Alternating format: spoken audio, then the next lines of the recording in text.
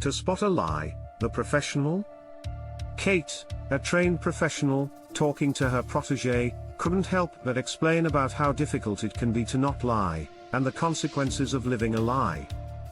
While it may seem like lying can be an easy way out of a difficult situation, the long-term effects can be damaging to oneself and those around them. Lying can create a snowball effect, where one lie leads to another, and before you know it, you're in too deep to come clean. The constant fear of being caught in a lie can cause stress and anxiety, leading to further negative consequences such as physical health problems or strained relationships with loved ones. Living a lie can also lead to a lack of self-awareness and self-esteem. By hiding one's true self, it becomes difficult to truly understand one's own needs and desires. It can also cause a person to feel like they're constantly wearing a mask and living inauthentically, which can cause feelings of depression and isolation. Moreover, the consequences of lying can be far-reaching, affecting not just the liar but also the people around them. Lies can lead to broken trust and damaged relationships, which can be difficult to repair. They can also create a ripple effect, causing harm and suffering to others in unexpected ways. In the end, the truth may be difficult to face, but it's often the best way to move forward and live a fulfilling life. By being honest with oneself and with others, you can build stronger relationships, foster trust, and create a more positive future for yourselves and those around you. The room was silent except for the sound of heavy breathing. Agent Kate had her A game on, her eyes fixed on the suspect. He sat in a chair, his hands cuffed on the table. She knew he was lying, but she needed to find the evidence to prove it. Kate was an expert in body language and deception detection. She knew that the suspect's facial expressions and body movements could reveal more than his words. She slowly approached him, trying to catch any signs of guilt. Suddenly, the suspect's face tensed up, and he tried to pull away. Kate knew she had found what she was looking for. "You're lying," she said, pointing her finger at him. "Tell me the truth, or else." The suspect looked around the room, desperately searching for a way out. He knew he had been caught, but he didn't want to admit it. "I don't know what you're talking about," he said, trying to sound innocent. Kate stepped closer, her eyes fixed on him. She knew that liars often avoid eye contact, so she watched his eyes closely. "You can't fool me," Kate said, her voice firm. "I know you're lying. I just need to find out why." The suspect swallowed hard, knowing that he was running out of time. He tried to think of a way to escape, but he knew that he was trapped. Kate continued to interrogate him, asking him questions and watching his body language closely. Finally, the suspect broke down. He admitted that he had been lying the whole time, and that he was involved in the crime. Kate arrested him and took him away, satisfied that she had caught another liar. As Kate walked out of the room, she reflected on the signs of deception that she had observed during the interrogation. She knew that these signs were not always obvious, but with practice and experience, they could be used to catch even the most skilled liars. She explained to her protégé that the first sign that she noticed was the suspect's facial expressions. Liars often have a hard time controlling their facial expressions, as they try to conceal their true emotions. She observed that the suspect's face tensed up and he tried to pull away. This was a clear indication that he was feeling uncomfortable and anxious. Another sign that she noticed was the suspect's eye movements. Liars often avoid eye contact, as they try to avoid being caught in a lie.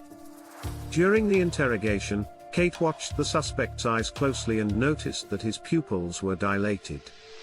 Dilated pupils are a sign of stress, which can indicate that a person is lying. Kate also observed the suspect's body language. Liars often exhibit nervous behaviors, such as fidgeting, crossing their arms, or tapping their feet. During the interrogation, Kate noticed that the suspect was fidgeting, which was a clear sign of stress. Finally, Kate listened closely to the suspect's words. Liars often use vague language, repeat themselves, or contradict themselves. During the interrogation, Kate asked the suspect several questions and noticed that he was giving inconsistent answers. This was a clear indication that he was lying. All of these signs of deception can be used to catch someone in a lie. By observing a person's facial expressions, eye movements, body language, and words, an expert in deception detection can determine whether or not they are telling the truth. While these signs are not foolproof, they can be a powerful tool for anyone looking to spot a liar. Kate continued to reflect on the signs of deception she had observed. She explained how skilled liars try to fool people. Good liars know how to control their emotions, maintain eye contact, and use confident body language. They also know how to manipulate their words to avoid giving direct answers or to create a false narrative. To spot a skilled liar, it's important to pay attention to the context of the situation and the individual's baseline behavior. A baseline is a person's typical pattern of behavior when they are not lying.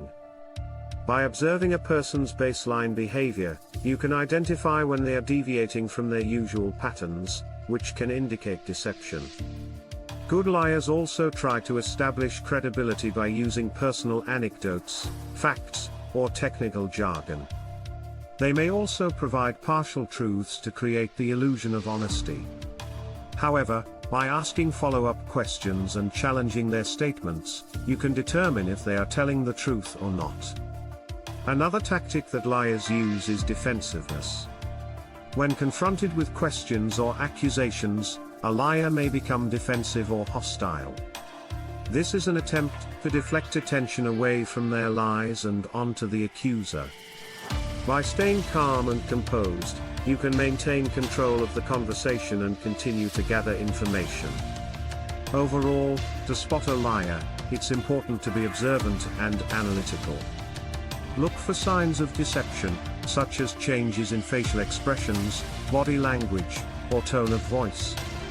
Pay attention to inconsistencies in their story and ask follow-up questions to gather more information.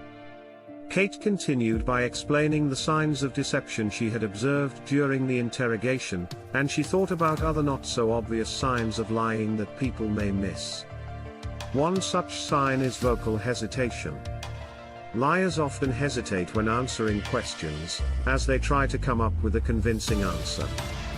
This hesitation can manifest as ums and ahs, or long pauses before answering. If you notice someone taking an unusual amount of time to answer a question, it could be a sign that they're lying.